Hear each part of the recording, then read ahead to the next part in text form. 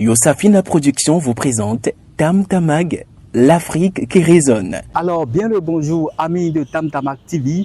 Grande est ma joie de vous retrouver dans ce tout nouveau numéro de votre émission Tam Tamag, l'Afrique qui résonne. Et qu'est-ce qui va résonner aujourd'hui? Il s'agira de la femme africaine. Oui, est-ce que la femme africaine d'aujourd'hui incarne les mêmes valeurs que celles d'hier? Est-ce que ces valeurs sont encore remarquables dans nos sociétés africaines? Est-ce que l'homme a un rôle à jouer pour le maintien de ces valeurs chez la femme? Autant de questions. Et voici les avis de nos riverains rencontrés pour vous. Je dirais que la femme africaine d'aujourd'hui est la version 2.0 de la femme africaine d'hier. La femme africaine d'hier est une femme qui incarne des vertus, selon ce que nos aînés nous ont raconté. La femme africaine d'alors avait cette valeur qui est d'unir la famille. Elle se montrait assez respectueuse, soumise, et elle gérait bien. Et elle avait la gestion presque totale de son foyer, lorsqu'elle est dans un foyer. Et dans les services, on peut dire que la femme africaine, dans les services et dans la société, elle aime bien concilier ses consoeurs, elle aime unir les gens. Oui, les frères et sœurs, elle aime créer une harmonie au sein de tous les groupes, au sein des membres de tout groupe. La femme africaine, pendant longtemps, jusqu'à ce jour, a été un être chez qui on a toujours espéré avoir du respect, de la soumission, du travail, de chef de ménage ou de maison, de fidélité, etc. Donc, comme je le disais, la femme africaine, c'est l'être chez qui on espère toutes ces valeurs-là. On peut dire oui, dans la mesure où ces différentes valeurs, heureusement, on les retrouve encore dans nos sociétés. On les retrouve dans nos sociétés, quand bien même c'est en proportion assez réduite. La femme africaine d'hier, si nous prenons l'époque antique jusqu'au début du 19e siècle, est traitée comme presque un esclave. Je dirais esclave parce que l'esclave, c'est celui qui fait les actions ou bien sert son maître. Elle n'a pas à savoir, donner son avis et autres, rien du tout. Elle sert simplement le maître et ça s'arrête là. La femme était comme ça. Et la valeur que les autres appréciaient beaucoup plus, c'était plus sa soumission et son silence sur ses droits. Selon ce qu'on nous a raconté, c'est que c'est une femme qui est respectueuse donc de mari, qui est respectueuse de la belle famille, donc qui est soumise. C'est une femme qui est soumise. C'est une femme qui a l'écoute donc de son mari et qui suit et respecte les instructions donc de son mari. Si on se permet d'établir un parallélisme entre la femme d'hier et celle d'aujourd'hui, on peut dire que je ne saurais pas dire trop la cause, mais je constate avec amertume que c'est peut-être avec la globalisation ou le thème de mondialisation ou les progrès technologiques, les numériques ou les systèmes, les nouvelles techniques de l'information et de la communication qui ont permis cette libéralisation de la femme. Je dirais une libéralisation parce que la femme africaine désormais, depuis précisément le XXe siècle, depuis quelques décennies déjà, elle se sent assez supérieure aux hommes, oui, elle se sent supérieure aux hommes et elle aime s'afficher Et dans cette manière de s'afficher, on sent qu'elle exagère. Il y a des femmes africaines qui les incarnent encore ces valeurs. Ben non, parce que cela n'est plus la condition sine qua non d'intégration, la condition sine qua non de distinction, on est d'accord, de la femme. Donc dans cette mesure-là, on peut dire que le respect des valeurs, les valeurs traditionnelles qu'on espère avoir chez la femme africaine disparaissent de plus en plus et c'est bien dommage. Non seulement elle accepte d'être soumise, mais aujourd'hui en plus, elle revendique ses droits. Elle revendique ses droits parce que son rôle depuis toujours, c'est de faire le bonheur de l'homme en général. Mais auparavant, le bonheur qu'elle donnait à l'homme était limité. Simplement, elle le satisfaisait et ça s'arrête là. Alors que la femme est un être entier et elle a aussi au fait des capacités au fait qui sont pluridimensionnelles. Quel que soit de ce que vous prenez comme objet, vous prenez un ordinateur, un portable, si vous vous limitez à seulement faire des appels, vous ne saurez pas qu'il a d'autres fonctions qu'on peut aussi exploiter. On sent qu'elle s'offre des pouvoirs, des capacités. Elle se montre capable de braver pas mal d'épreuves. Elle parvient quand même à réussir. Maintenant, lorsqu'on va parler de valeurs morales, je dirais avec amertume que vraiment, les femmes n'affichent plus de valeurs morales.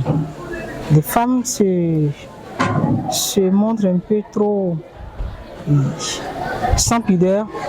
On aurait aimé que la petite proportion qui incarne encore le respect dans le ménage, qui incarne le respect dans la société, la soumission entre griffes, je veux bien mettre cela entre griffes, l'amour du travail, de ses enfants, de sa famille,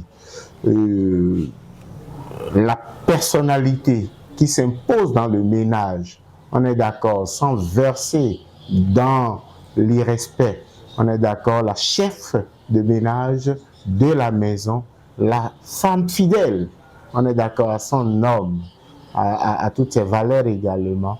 On aurait aimé que cette petite minorité contamine cette grande minorité-là pour que l'Afrique continue de se distinguer, on est d'accord, dans ce que nous appelons les valeurs traditionnelles chez les femmes africaines. Il y a aussi les travaux, des activités des ONG qui les protègent et elles se disent, bon, elles sont désormais, on peut maintenant tout leur permettre, elles peuvent rivaliser sérieusement avec les hommes, elles le font, mais c'est toujours, il y a un problème de culture qui se pose. Nous sommes en Afrique et moi j'aurais souhaité que la femme, tout en se sentant, je préfère, complémentaire à l'homme, maintienne sa place, pose des actes qui la valorisent. Ces valeurs sont encore remarquables, mais dans une moindre mesure. Dans une moindre mesure parce que, vous savez, il y a beaucoup de changements, il y a beaucoup de transformations, il y a beaucoup donc, de civilisations importées qui viennent influencer un certain nombre de comportements de la part aussi bien des femmes que des hommes. Et donc, ce sont ces choses importées, ce sont ces comportements importés, ce qu'on regarde à la télé, ce qu'on enseigne, les civilisations étrangères, toutes ces choses ont influencé un peu la manière donc de faire, la manière de vivre, la manière de se comporter de la femme africaine aujourd'hui. Ce qui fait que on a tendance à penser que la femme africaine d'hier est différente de la femme africaine d'aujourd'hui. Or, en réalité, c'est la même femme, à la seule différence que les réalités que la femme africaine d'hier a vécues diffèrent de la réalité que la femme africaine d'aujourd'hui est en train de vivre. L'homme a un grand rôle à jouer, la société a un grand rôle à jouer parce que, comme je le disais auparavant, la femme a pour rôle de faire le bonheur, donner la joie, de fleurir la vie de l'homme. Si l'homme change maintenant de cap, c'est-à-dire s'il change maintenant de vision, ils aiment maintenant les femmes qui travaillent dignement, des femmes qui sont soignées chez elles, des femmes qui contribuent au bien-être, au projet de leur mari. S'ils commencent par faire la promotion de ce genre de femmes, je pense que même celles qui n'étaient pas dans les rangs, elles pourront rentrer dans les rangs afin de donner la meilleure version. Naturellement, l'homme doit aider la femme à cultiver un certain nombre de comportements vertueux. Vous voyez, parce que quand vous voyez, tout au moins, quand nous prenons le Bénin chez nous, on voit que c'est l'homme qui va doter la femme. Et la femme vient vivre dans la famille de l'homme ou dans la maison ou chez l'homme. C'est ce que nous constatons. Donc, les mécanismes par lesquels le mariage d'un homme et une femme s'unissent chez nous là, quand on voit un peu ça, on doit voir que l'homme a un rôle à jouer. Le sexe masculin a un rôle à jouer. En fait, il faudra montrer à la femme, passer par des stratégies, peut-être des formations, et montrer à la femme que, en fait, toute l'existence humaine repose sur elle. Et pour qu'on accède à des valeurs, il faut que, à des valeurs telles que, si nous sommes dans le milieu scolaire, la propreté, l'éducation en général, la propreté, et le respect, la discipline, le civisme, tout ce qui a trait à la morale, pour qu'on accède à cela, ça doit d'abord passer par la femme. C'est la femme en réalité qui éduque les enfants à la maison. Bien entendu, je crois que l'homme a suffisamment à faire pour que ces valeurs-là reviennent, pour que ces valeurs-là vraiment soient encore de mise dans nos sociétés. Et que peut faire l'homme, on est d'accord, dans ce travail-là, dans ce processus de restauration, on est d'accord, des valeurs traditionnelles. Je crois que le premier travail, c'est que l'homme doit apprendre à aimer la femme, l'aimer véritablement pour ce qu'elle est, femme d'hier ou femme d'aujourd'hui. On est d'accord, l'homme doit l'aimer pour pouvoir la façonner. La société est engagée, les hommes sont engagés pour que nous puissions avoir des femmes fortes. Parce que les femmes fortes sont l'honneur d'une famille. Les femmes fortes font le bonheur d'un foyer et font le développement d'une nation. Il y a une voie tracée sur laquelle la femme doit rester. Mais s'il n'y a pas vraiment la tempérance, la maîtrise de soi, c'est-à-dire l'homme ne peut pas arriver à cela. Parfois, l'homme le fait jusqu'à ce que c'est impossible, il ne peut pas et il finit par lâcher prise. L'homme peut l'aider, l'homme peut l'amener, le mari ou tout homme, on peut l'aider à comprendre que c'est son rôle de le faire. Et lorsque l'enfant sera bien éduqué, c'est toute la nation qui sera éduquée. L'aide de l'homme, c'est ça, à la femme, pour préserver les valeurs que les femmes anciennes cultivaient. Je crois que l'homme a un rôle à jouer, mais son rôle n'est pas assez important à mon avis. Parce qu'il s'agit d'un rôle de complémentarité.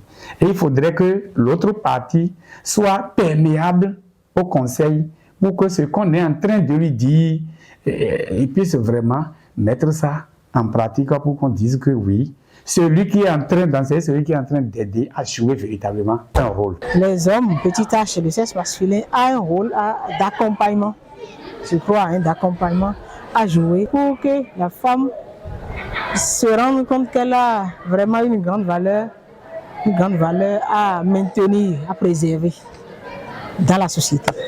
On est d'accord. Je crois qu'en deuxième position, l'homme se doit de comprendre véritablement la femme qui est à côté d'elle, aussi bien dans son ménage que dans la société, dans son lieu de travail, etc. L'homme se doit de conseiller, parler avec la femme, la conseiller pour l'orienter. Et enfin, l'homme se doit d'accompagner la femme pour son épanouissement, pour sa restauration. Je crois que si tout homme pouvait comprendre ces choses-là et travailler à les mettre en application au quotidien, nous pourrons assister encore à la restauration des valeurs traditionnelles de la femme africaine. Séduisante reste une femme lorsque son homme sait qu'elle est femme. Ainsi prend fin ce numéro de votre émission Tam Tamag, l'Afrique qui résonne. N'oubliez pas de nous laisser également vos commentaires par rapport au sujet. Et n'oubliez pas également de vous abonner pour ne rien rater les fois à venir.